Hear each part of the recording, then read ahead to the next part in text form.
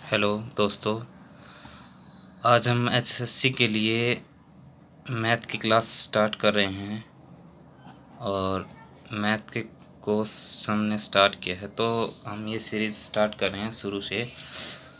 तो math complete होगा HSSC के लिए। तो हम ज़्यादा देर ना करते हुए हम सबसे पहला चैप्टर स्टार्ट करते हैं नंबर सिस्टम का।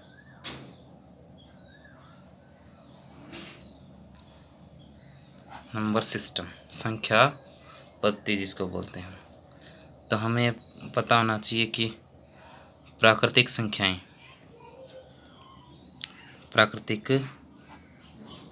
कौन सी हैं।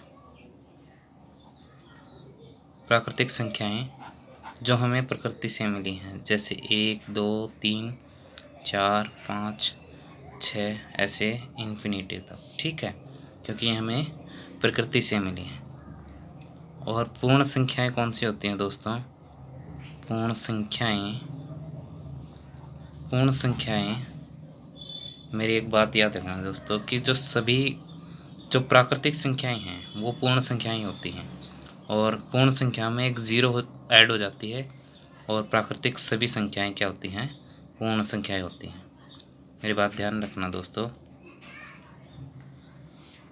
कि प्राकृतिक संख्याएं वे संख्या जो हमें प्रकृति से मिली हैं, जैसे 1, 2, 3, 4, 5, 6, ठीक है। और पूर्ण संख्याएं, पूर्ण में सभी हो जाती हैं, जीरो भी ऐड हो जाती है, और सभी प्राकृतिक संख्याएं भी पूर्ण संख्या में ऐड हो जाती हैं।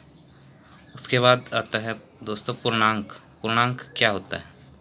ये बेसिक चीज़ें हैं दोस्तों, ये याद होनी चाहिए। पूर्णांक दो प्रकार के होते हैं, धनात्मक पूर्णांक और कौन सा होता है? ऋणात्मक पूर्णांक, ठीक है। धनात्मक यानी कि प्लस वाला, ऋणात्मक यानी कि माइनस, ठीक है। जैसे 5, 4, 3, 2, 1, 0, -1, -2, -3, -4 और -5।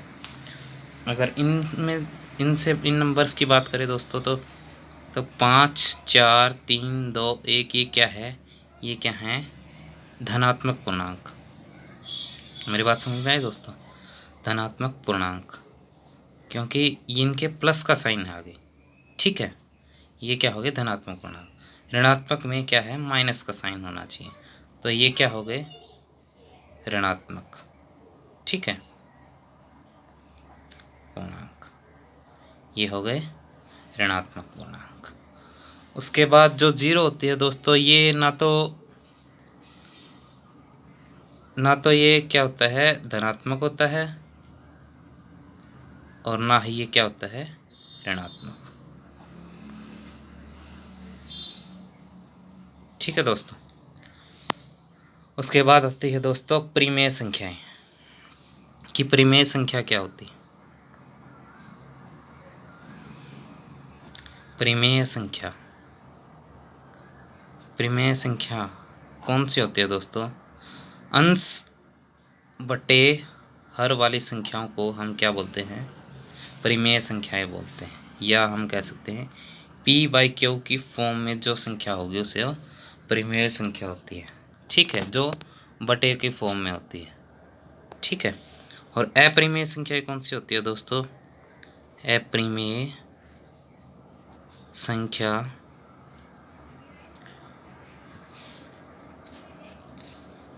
संख्या वे संख्या होती है दोस्तों जिनको हम व्यक्त नहीं कर सकते, यानी कि जो P/Q की फॉर्म में नहीं होती, वो होती है इस टाइप की, √2, √3 या √5 या पाई, इस तरह की जो संख्याएं होती हैं ये अपरिमेय संख्याएं होती हैं, ठीक है दोस्तों। इसके बाद आता है दोस्तों सम संख्याएं। क्या होता है? सम संख्याएं। सम संख्या कौन सी होती है दोस्तों? इवन नंबर भी बोलते हैं हम इनको, इवन नंबर्स याद रख सकते हैं आप। इवन नंबर जो 2 से डिवाइड होता है, ठीक है, डिवाइडेड बाय 2, ठीक है। जो 2 से डिवाइड होता है वो सम संख्याएं हैं, जैसे 2, 4, 6, 8, 10, 12, 14 इस तरह से। ठीक है। और विषम संख्याएं दोस्तों, विषम संख्याएं वो होती हैं जो 2 से डिवाइड ना हो। ठीक है। ये सम संख्याएं तो होती है 2 से डिवाइड होती हैं, विषम संख्याएं 2 से डिवाइड नहीं होते हैं। Not divided by 2। ठीक है, जो 2 से डिवाइड नहीं। फॉर एग्जांपल लेते हैं 1, 3, 5, 7, 9, 11, 13। ठीक है, इस तरीके से। ठीक है दोस्तों, ये समझ में आ गया दोस्तों। इसके बाद आते हैं भाज्य संख्याएं। भाज्य संख्याएं कौन सी होती हैं? भाज्य संख्याएं, ठीक है, भाज्य संख्याएं वे होती है जो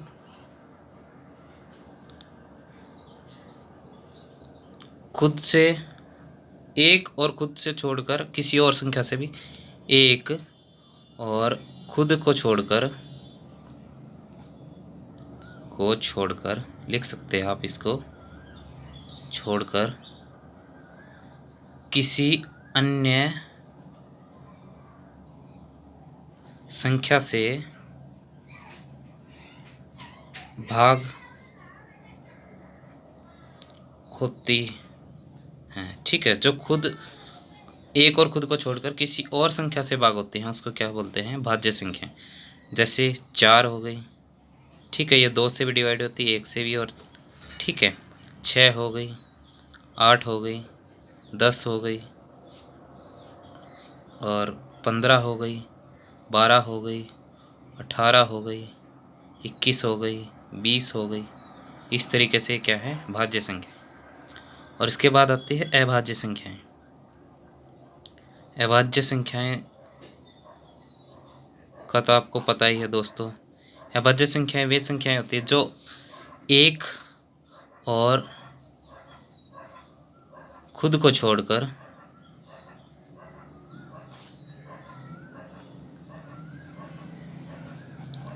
किसी और से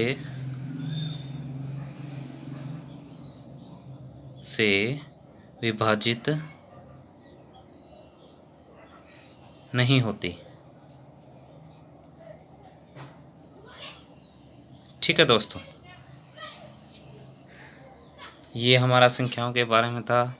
और ये वीडियो कैसी लगी आपको, और ये आपके लिए हेल्पफुल होगी, और ऐसी वीडियो और लाएंगे हम। अब तो हमारे चैनल को सब्सक्राइब करें और लाइक करें। थैंक यू दोस्तों।